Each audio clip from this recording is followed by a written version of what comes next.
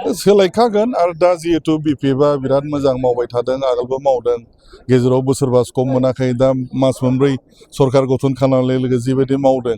बयबो नुगासिनो दङ फैबाय थागोन बेबायदिनो दिनै 193 जइन जादों इउपिपिएलनिफ्राय डिफरेन्ट प्राइमारिनि दङ एसे लिडारफ्रा जइन जादों आं बुंबायना मोजां खामानि मावबाय थादोंना बिपिएफआ बिपिएफखौनो बयबो सापर्ट खालामगासिनो दङ दा फैगौ एसेम्बलि इलेक्सनाव नैबे सिटुएसनखौ नोंथांनि एसे नाम खोनादों केन्डिडेट हिसाबै नोंथाङा जुदि केन्डिडेट मोनोबा दारायगोन ना दाराया नामाथ' ओंखारबाय थादों एक्चुअलि बाथ्राया मा मिथिगौ ना थांनाय बाइ इलेक्सनाव जिहेतु आङो गेलेबाय आरो नोंसोर बयबो मिथिगौ रायजोफ्रा मिथिगौ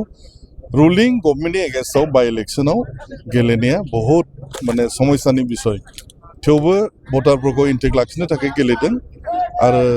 बे ग्राउन्डखौ नायोबानो रेगुलार जितु दा एसेम्बलि इलेक्सन जागोन निस्सय गेलेनो मोननांगोन तबे आं बुंनो हाया जे आं पार्टि टिकेट मोनखाबाय होननानै बियो पार्टिनि सिद्धान्त जागोन पार्टिया उचित बिबेचना निस्सय खालामगोन